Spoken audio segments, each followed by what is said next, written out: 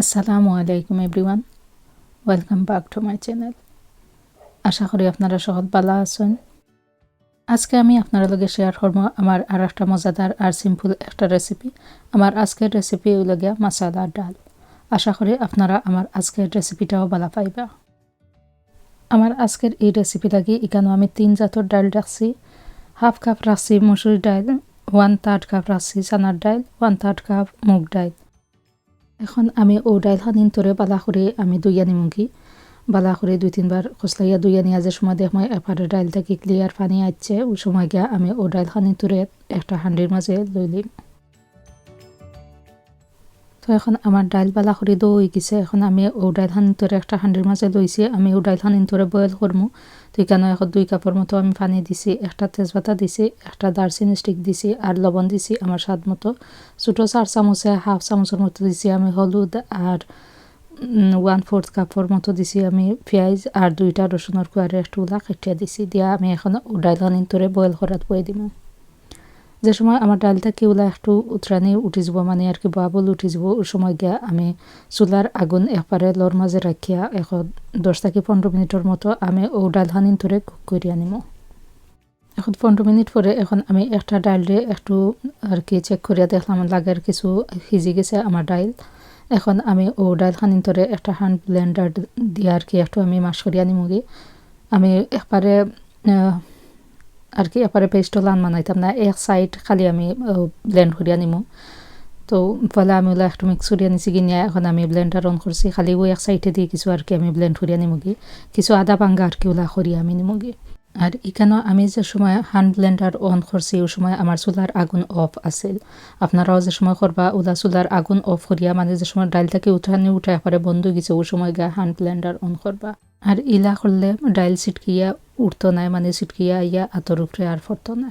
আমি আমার ডাইল মাশ করা পরে এখন আমি আবার চুলার আগুন অন করিয়া আমি গুড়িয়া রাখি দিমু। আর আপনার যদি মনে হয় এই সময় ডাইল আপনার গন হয়ে গেছে তো এই সময় গিয়ে আরও কিছু পানি দিয়া পরে ও ডাইল খানিন ধরে আবার উতরাইয়া নিবাগে। তো এখন এখানে আমি একটা হান্ডির মাঝে ডাল মশলা রান্না লাগে 1/4 কাপ তেল দিছি, ছোটো 4 চামচে হাফ চামচ জিরা দিছি, হাফ চামচ ব্ল্যাক জিরা বা শাহি জিরা দিছি, একটা তেজপাতা দিছি আর 1 টেবিল চামচ পরিমাণ এখানে ড্রাই কারি পাতা দিছি আর দিছি ছোটো 4 চামচে 1 চামচ আদা রসুনের পেস্ট। এখন আমি দিছি এখানে হাফ কাপ পেঁয়াজ দিয়া পরে আমি ও সপ্তাহে বাদা করে একটু বাজিয়া নিব।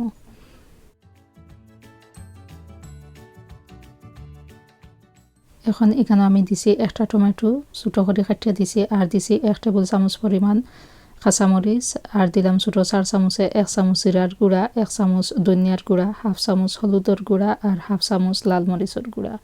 সবটা পাউডার মশলা দিয়া আমি ও মশলাখানিন ধরে বালা করে একটু লাড়িয়ে নিমু। ও মশলাখানিন ধরে বালা করে একটু মিক্স করিয়া দিয়া পরে আমি এখানে দিছি কিছু পানি দিয়া পরে আমি গুড়িয়া রাখি দিছি 2 থেকে 3 মিনিটের মতো চুলার আগুন মিডিয়ামের মাঝে রাখিয়া। পানি দিয়ে আর কি আমার ও মশলাখানিন ধরে একটু কষাইয়া নিছি। পানি দেওয়ার ক্লিপটা আসলে আমার উঠছে না। তো মশলা যে সময় আমার প্রায় কষানি হয়ে গেছে ও সময় গিয়া আমি উতলাইয়া দিয়া ও যে বয়েল করা ডাইল আছিল ও ডাইল খানিন দিলাইছি। ডাইল দিয়া পরে আমি ও ডাইল খানিন ধরেও বালা করে মশলা লগে মিক্স করিয়া নিব। আর যে হান্ডিত ডাইল বয়েল করছিলাম ও হান্ডি ধুইয়াও আরও কিছু আমি পানি দিছি। পানি দিয়া পরে আমি ও ডাইল খানিন ধরে বালা করে মিক্স করিয়া নিয়া পরে আমি চুলার আগুন মিডিয়াম টু লোর মাঝে রাখিয়া ঘুরিয়া রাখি দিব এক সাইডে দি। আর আরও সাইডে দিয়ে আমি এখন বাগার দিলাম। তো বাগার দিবা লাগে এখানে আমি 2 টেবিল চামচ তেল দিছি আর 2 টেবিল চামচের মতো গার্লিক দিছি, মানে আর কি রসুন টেবিল একটু খাটিয়া দিছি আর দিছি এখানে 3 টেবিল চামচের মতো স্লাইস করিয়া কাটা পেঁয়াজ।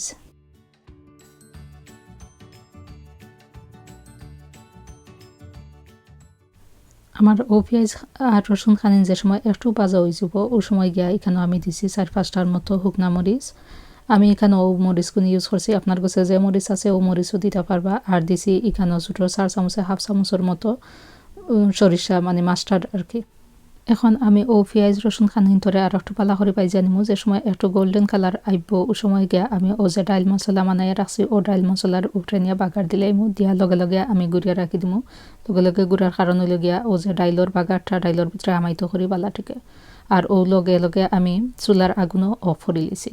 অফ করিয়া এখন আমার সপ্তাহ রেডি, ডাইল মশলা এখন আমার রেডি হয়ে গেছে। আমি ও ডাইল মশলাটা একটু সার্ভ করিয়া দেখাইলাম আপনারা।